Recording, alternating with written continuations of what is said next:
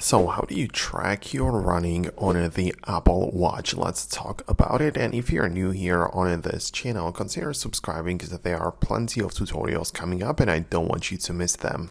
Anyways, for that, you don't even need to download any third-party solution specifically, because what you need to do is to open up your Apple Watch to go inside all of the apps section.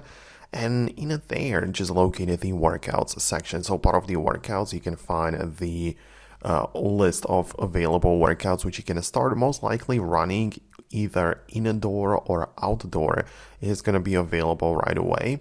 But if not, just scroll through the options, and at the bottom you have all workouts, where it's a very comprehensive list of everything that you can start tracking with the Apple Watch. But you can just get inside at the outdoor running, of course.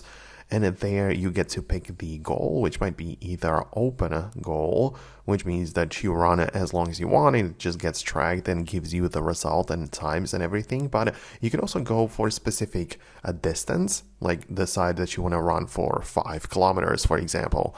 Or you might want to be aiming for a certain calorie goal which you want to burn, which might be a different thing as well, but that might be another goal which you can set up. And that way you can start the workout. You'll see a little countdown, and the Apple Watch naturally has to stay on your wrist at all times so it can capture all of the information and data. But at the end of the day, you'll see that your workout gets tracked, saved into the Apple Watch, and it will all be functional. So let me know in the comments below what you think about it. If you actually manage to make it work, hit the thumbs up and subscribe so you do not miss anything important, and I'll see you later.